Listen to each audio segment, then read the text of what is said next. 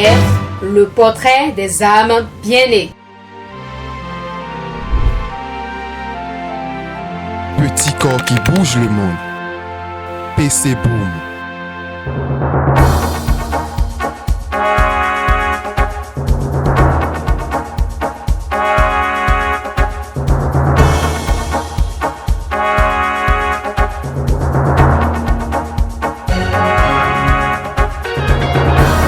Inhumé ce vendredi 21 janvier à Bamako, Ibrahim Boubacar Keïta, l'ex-président malien décédé le 16 janvier dernier, fut ses études secondaires et universitaires à Bamako et à Paris, où il obtint une maîtrise en histoire et un diplôme d'études approfondies en politique et relations internationales. Après ses études, il est chargé de recherche au CNRS et enseigne les systèmes politiques du tiers-monde au Centre Pierre Mendès France, annexe de l'Université Paris 1, Panthéon-Sorbonne. De retour au Mali, il devient conseiller technique principal du Fonds européen de développement FED, chargé de la mise en œuvre du premier programme de micro-réalisation par la Communauté économique européenne au Mali. Il est ensuite directeur représentant de Terre des Hommes France, ONG française et internationale pour le Mali, le Burkina Faso et le Niger. En novembre 1993, il devient ministre des Affaires étrangères, des Maliens de l'extérieur et de l'intégration africaine. Quelques mois plus tard, le 4 février 1994, le président Alpha Oumar Konaré le nomme Premier ministre. Il occupe cette fonction jusqu'en février 2000 et préside l'ADEMA PADJ.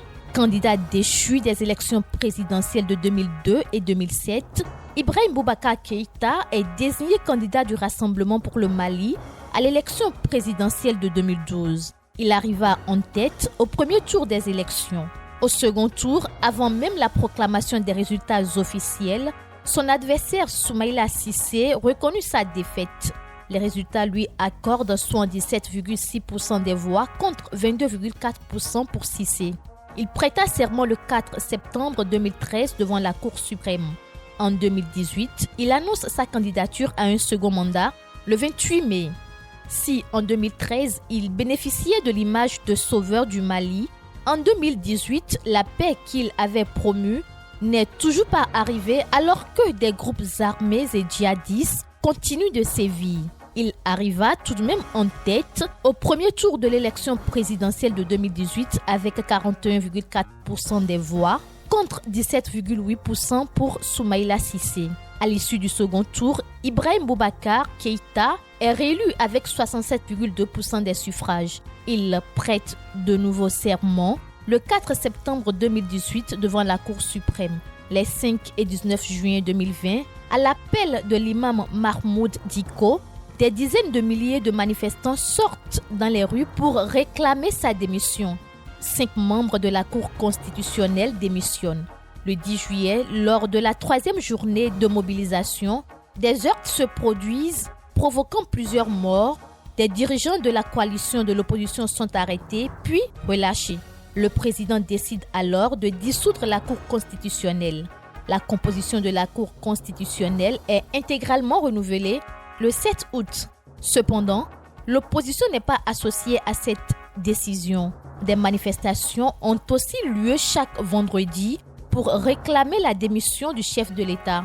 Elles s'ajoutent à une grève des enseignants, un appauvrissement du pays, de sanglants conflits ethniques entre Peuls et Dogons et aux difficultés rencontrées par le pouvoir exécutif pour assurer son autorité sur l'ensemble du territoire. Le 18 août 2020, vers 16h30, Ibrahim Boubacar Keïta et son premier ministre Boubou Cissé sont arrêtés par une garnison de militaires en révolte. Les deux dirigeants sont conduits par les militaires révoltés dans les véhicules blindés à Kati, où se trouve le camp militaire Soudjata Keïta, à 15 km de Bamako. C'est également depuis ce camp qu'avait été lancé le coup d'État de 2012. La nuit suivant son arrestation, le président de la République, toujours détenu par l'armée et les putschistes dans le camp militaire de Kati, annonce masque sur la bouche la dissolution du Parlement et du gouvernement, ainsi que sa démission de ses fonctions de chef de l'État. Au cours de cette allocution retransmise en direct, Il déclare notamment si aujourd'hui il a plu à certains éléments de nos forces armées de conclure que cela devait se terminer par leur intervention. Ai-je réellement le choix ? M'y soumettre car je ne souhaite qu'aucun sang ne soit versé pour mon maintien aux affaires. C'est pourquoi je voudrais en ce moment précis, tout en remerciant le peuple malien de son accompagnement au long de ces longues années et la chaleur de son affection, vous dire ma décision de quitter mes fonctions, toutes mes fonctions, à partir de ce moment. La foule célèbre alors le putsch sur la place de l'indépendance. Le 22 août 2020, alors qu'une délégation de la CEDEAO se rend dans le pays pour tenter d'obtenir son retour au pouvoir, il décline une telle proposition. Le chef de la délégation, l'ancien président nigérien Goodluck Jonathan, affirme que la démission d'Ibeka n'était pas contrainte. Le 27 août, après des négociations avec la CEDEAO, la junte annonce avoir libéré Ibrahim Boubacar Cissé. Ce dernier reste cependant assigné à résidence avec un accès restreint à Internet et au réseau téléphonique et se voit privé de visite. Au même moment, une source annonce que le député Karim Keïta, fils du président déchu, a quitté le pays depuis 2 jours. Il est hospitalisé le 1er septembre 2020 après avoir été victime d'un léger accident vasculaire cérébral. 4 jours plus tard, il se rend à Abu Dhabi pour être soigné. La junte précisant que son séjour à l'étranger ne pourra excéder 3 mois.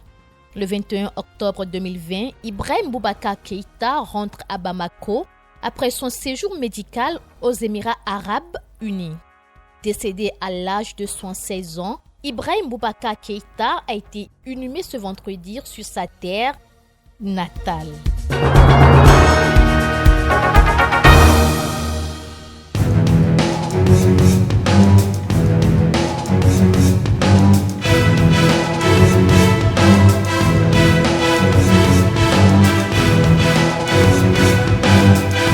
La star comme repère, le portrait des âmes bien nées. Petit corps qui bouge le monde. PC Boom.